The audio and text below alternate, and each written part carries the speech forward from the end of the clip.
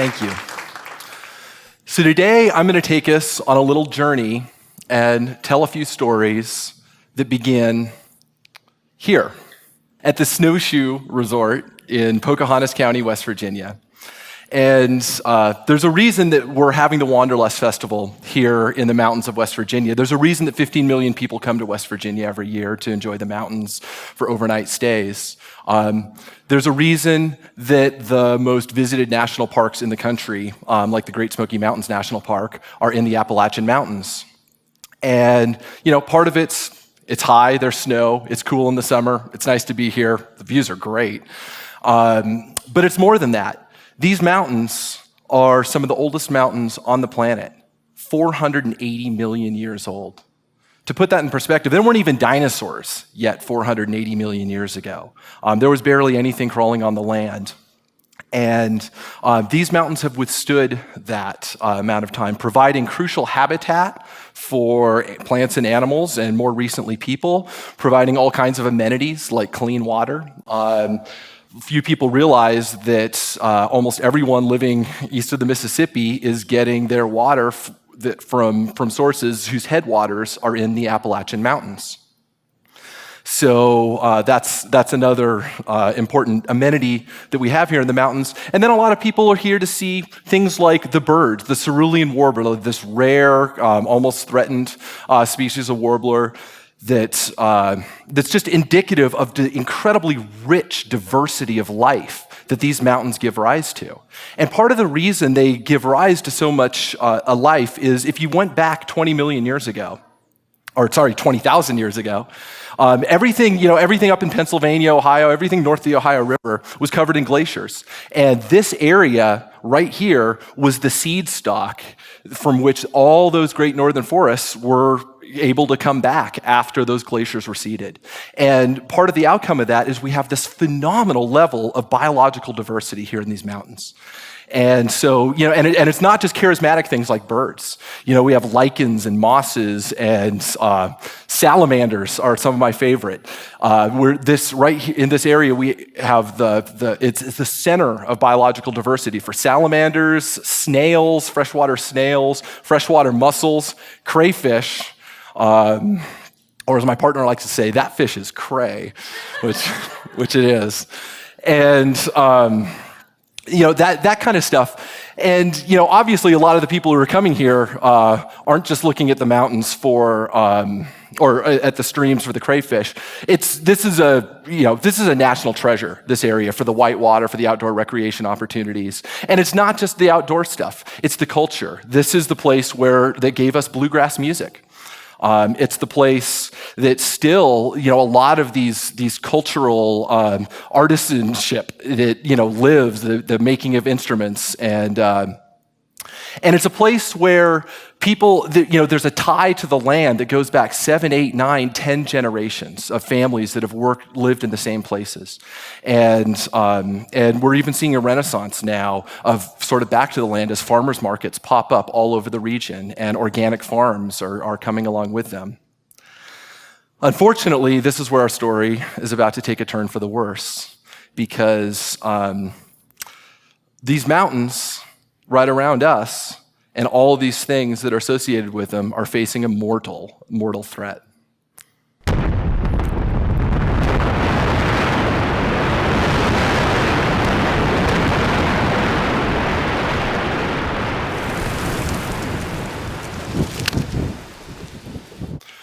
What you just saw there is what's called mountaintop removal coal mining. It's a process in which coal companies just 25 miles from here, where we're sitting, in the next county over, are using explosives to literally blow up these mountains into rubble to extract thin seams of coal and dumping the waste and debris down into the valleys. This is a mountaintop removal site just 25 miles from here. That's a small one. Here's a larger one next to it. To put this in perspective, the explosive equivalent of a Hiroshima-sized bomb is detonated every week in Appalachia to blow up these mountains to get this coal. It helps to take a look at some aerial footage to really get a sense of this. So if you look, here's the structure of the landscape. As you can see, everything is either mountain or valley. It's these long, beautiful ridges and deep valleys. And then when we cut over to a mountaintop removal mine, we're at the same altitude now. This really gives you a sense of what's happening as these mountains being destroyed. These areas have been blasted off, and these valleys, these areas of valley, have just been filled in. And it's happening. Some of these sites are as big as 10, 15, even 18,000 acres. Every one of these sites is really happening on a massive scale. You know, we've all heard horror stories about people buying a home and, some new development coming nearby. What if that was the new development that came next to your dream home? As you can imagine, the consequences of living there are dire, and the people actually who lived in this home, for obvious reasons, no longer live there.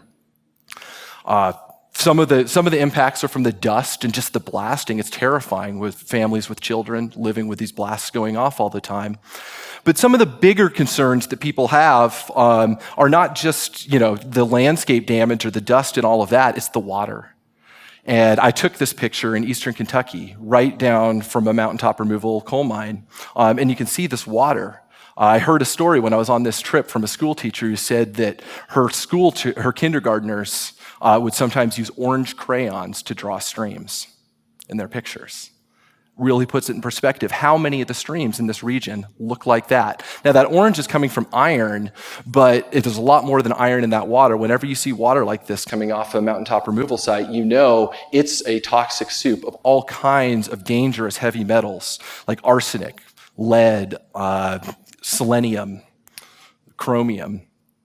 And it's not just the water quality that gets impacted, it's how the water flows. This picture was taken in a flood just down from a mountaintop removal mine, because when you take all the trees off and you level that landscape, the way the water flows can be very different. And many communities right here in West Virginia, not 50 miles from here, that used to experience 100-year floods every 100 years or so, now experience them every couple years. And it's because of the mountaintop removal mines nearby. So we're going to continue our tour now, and we're going to go to the nearby county, over to Raleigh County, West Virginia. It's where Beckley is, for those of you who came in that way, to a little town called Sundial. And Sundial is home to this little school we see here called Marsh Fork Elementary School. Happens to be right next to a coal processing plant and a large coal silo. And again, when we cut over to the helicopter footage, we can see this a little more clearly. So again, there's the school, there's the coal silo, there's the coal processing plant where they're washing coal and piping it up this large earthen dam to this giant impoundment where 2.8 billion gallons of this toxic coal slurry is sitting directly above this elementary school. And to make matters even worse, as dangerous as that is, then they started a few years ago tearing down this mountain with a new mountaintop removal mine. And so this imagery was taken in 2007. That mountain no longer exists. Living very near to Sundial is a man, one of my heroes and dear friends, Ed Wiley. He's a grandfather. He's an ex-coal miner. He worked on the coal mines for years, surface coal mines. But his granddaughter, who he called Possum, went to the Marsh Fork Elementary School. And he noticed she was getting sick a lot and was coming home. And they'd known for a long time that there's, this, because it was next to this preparation plant, there's this coal dust that's all over the playground equipment. They could see it all over the school. And she was getting sick, and he noticed a lot of the other kids seemed to be getting sick an awful lot. And once he took her home, he was driving her home, and she said, "Grandpa, I think those coal mines are making us kids sick." And that was it for Ed Wiley. That turned his life upside down, because from that moment on, he had to do something about this. And so he spent weeks sitting on the steps of the West Virginia state capitol, trying to get his state legislators, his governor, to do something to make these kids safe, to move them out of harm's way. And that didn't work. So Ed upped his game. He embarked on a 40-day walk to Washington, D.C., where He met with his senator, Robert Byrd, at the time. And, fortunately, there's a happy side to this. 5 years later, in 2012, the Marsh Fork Elementary got moved, and those kids are now safe. On the sad part of that story is that Mountaintop Removal mine never got stopped, and that mountain that we just looked at no longer exists. The next story I want to tell you about is just about 10 miles away from there, in the next county over called Boone County. And Boone County is home to a place called Prenter that was the poster child of a huge piece the New York Times did about pollution of people's well water and failure of states and agencies to enforce the Clean Water Act. And they did a video that I'm just going to show because they can tell this story way better than I can.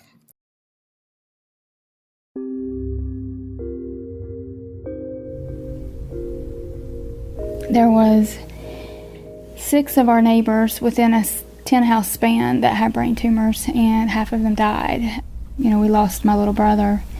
It was like, after you got beyond the numbness, it was like you were scared, oh my gosh, it's in the water. We've got to get the kids out of here. We've got to do something. And so my husband and I actually tried to sell the house immediately as soon as we realized. And of course, you can't sell a house with contaminated water because no one is going to buy that. When you have 29-year-olds dying, when you have 4-year-olds with brain cancer and infants with cancer, the picture couldn't be any more clear about what's going on. It's one thing to say, well, we live around the mines, we think it's happening, but it's another thing when you say, here's my water results. Everything that's in your sludge ponds is in my water. So, how could it not be related?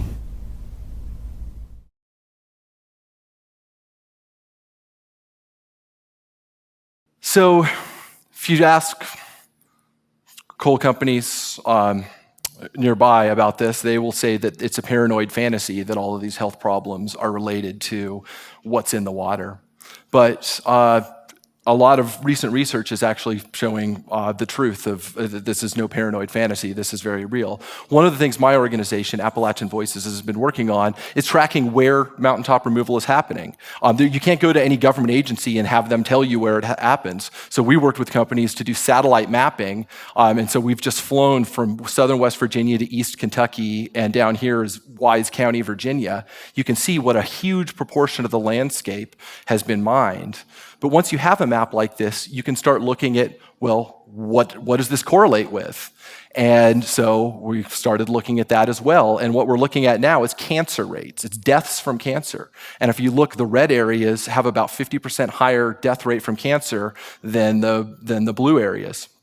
And one of the most poignant maps for me is this one with life expectancy. What this is showing is at the county by county, how did the life expectancy change between 1997 and 2007? And across the country, nationwide, the life expectancy increased by about 1.5 years between 1997 and 2007.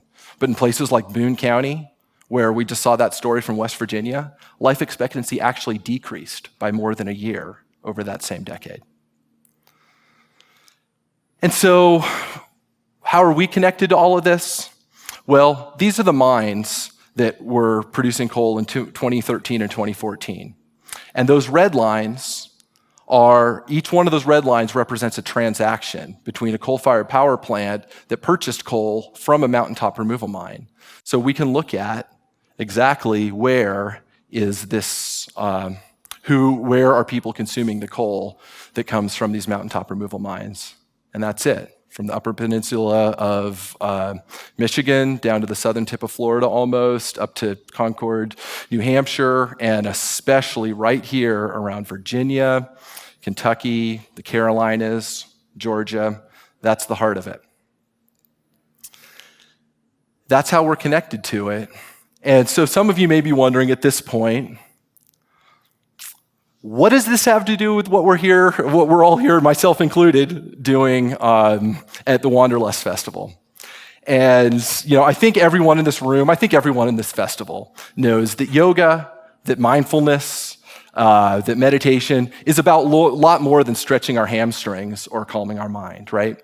It's about, the roots of these traditions are about making the world a better place, strengthening our communities by purifying our minds, by cultivating wisdom, and by opening our hearts. And that's what we're here to do. And now I want to tell a little about my own story, because it's funny. If you would have told me 5 or 6 years ago that I would be here speaking at Wanderlust, that I'd be spending several days a week doing asana practice and meditating an hour and a half every day, I would have been skeptical, to say the least. But 5.5 years ago, it was I was in a place where my work, largely focused on stopping mountaintop removal coal mining, was really how I defined myself. That's how I defined my goals in life. That's how I defined, success and where my sense of well-being came from. And that wasn't really a bad thing. Getting to work with people like Ed Wiley and Jennifer Hull Massey, who we saw, is some of the most rewarding things you could ever do in your life. Work with these people, just beautiful people. And it was rewarding because we just had a new president to come in. The White House would return our calls. They'd made mountaintop removal one of these big, one of their most significant environmental issues they were prepared to take on. Congress was taking the issue seriously. The Environmental Protection Agency had taken unprecedented steps to rein in the damage from mountaintop removal. But then in 2011 and 2012, that all changed. And it's funny, that in Buddhism, they talk a lot about impermanence, and boy, did we get a wallop of impermanence when Congress changed hands in 2011. And to be sure, there's a lot of things that led to our activities to kind of stall out. Right, the Congress changed hands, and the Citizens United Supreme Court decision allowed this unlimited flow of corporate campaign money into elections. And there's a lot of external factors that were a problem, but the really disconcerting thing that I came to realize at that time is how our community reacted. That we were a huge part of the problem. That as the EPA started backsliding, the White House stopped returning our calls, the media lost interest, the people who funded the work stopped funding it. And suddenly it was all this big circle of blame and recrimination. And the very worst part of that was when I realized it wasn't just everyone else that was operating from this place of ego, that had these stories in their head that they were, of these other bad people and how they were acting, that were being too reactive or operating out of defensiveness. It was me. I was part of that problem. And realizing that made me realize it's not just a platitude to say we can't change the world unless we can change ourselves. It's the truth. And fortunately, I found Dharma teachers like Tara Brach. If some of you haven't encountered Tara Brach, I highly recommend looking her up.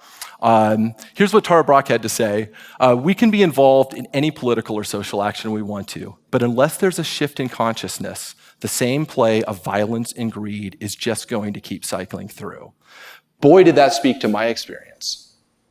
And so as I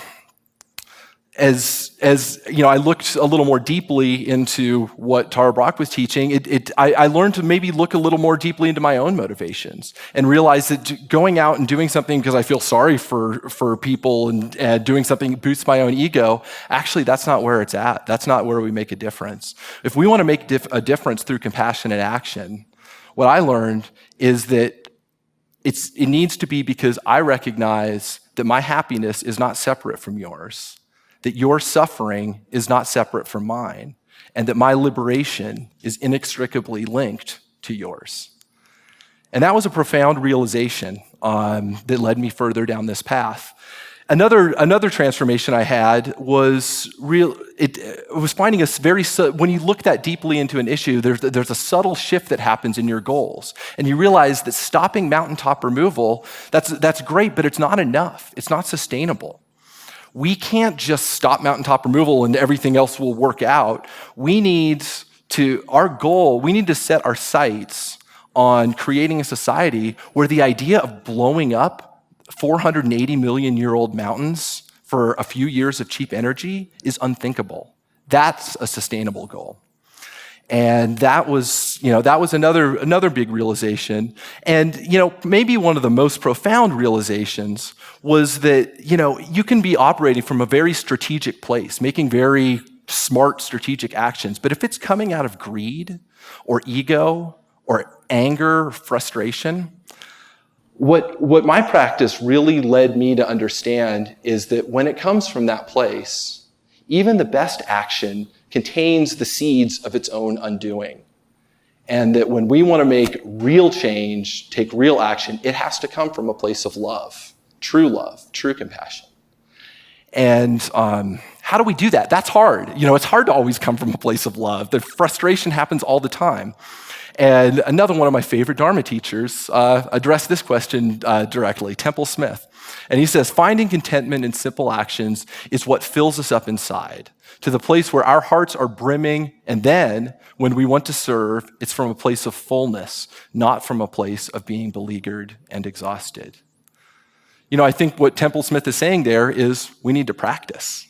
It's our practice. What are we doing on the mat? What are we doing on our cushion? When we're sitting on our meditation cushion and finding contentment in following our breath, that is creating the tools to take our compassion into the world. When we're on our yoga mat and we're finding non-reactivity in a particularly difficult pose, that's what we're doing. And the wisdom traditions teach us that that contentment does not come from without; it comes from within.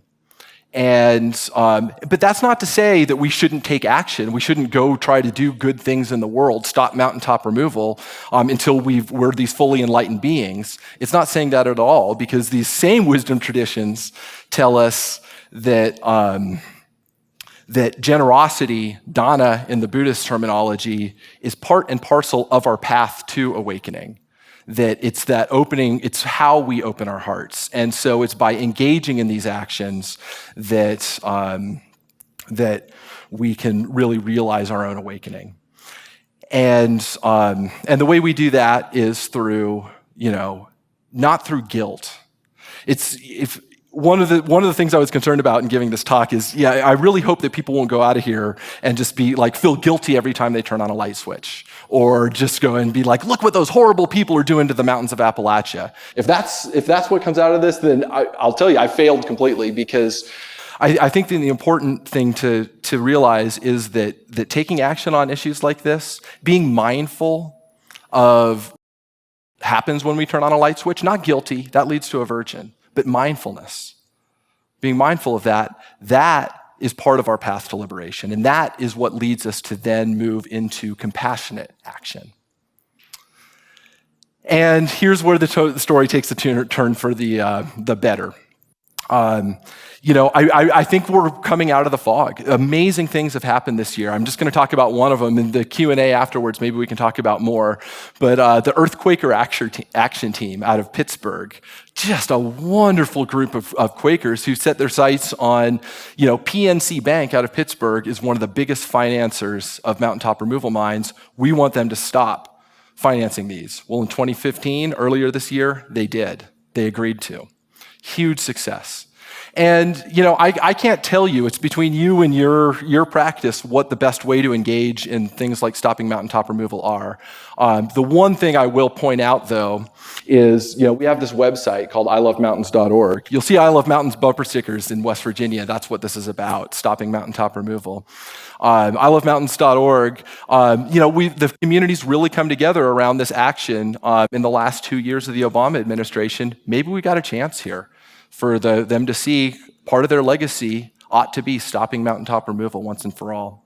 And so if there's one concrete action I would encourage everyone to take, it's to go to ilovemountains.org and sign up on the list. You're not going to get spammed. You're going to get email every 2 or 3 weeks. That's all. And there's all kinds of resources. We just came up with this Communities at Risk, showing the communities that are most at risk. And the last final thing that I want to say is when we're mindful of what's happening on the other side of the light switch, it's not just Ed Wiley And it's not just, the people who are impacted negatively. It's also, there's plenty of coal miners that I've worked with, that we work with, who oppose mountaintop removal, but there's plenty who don't, who think that, we're a mortal threat to their livelihoods and their ability to care for their families. We can believe that they are misled, but I think the important thing is to recognize and honor the hard work and sacrifice that these folks have put in for 100 years, more than 100 years, that has powered our country to the greatest economy on earth, that won 2 world wars. And how can we do what we need to do to protect the global climate, to protect the oldest mountains on the continent, but do it in a way that honors, respects, and strengthens these people in these communities? That, I think, is the challenge ahead of us. So I think we got plenty of time for questions. May our practice here serve to benefit and awaken all beings. Namaste. There's no longer any doubt about what's going on with climate change, but we're losing the fight because fights aren't about data and research and things. In the end, fights are about power. The other side has all the money that there could ever be. The only way to match that money is with the kind of currencies that movements can bring to bear.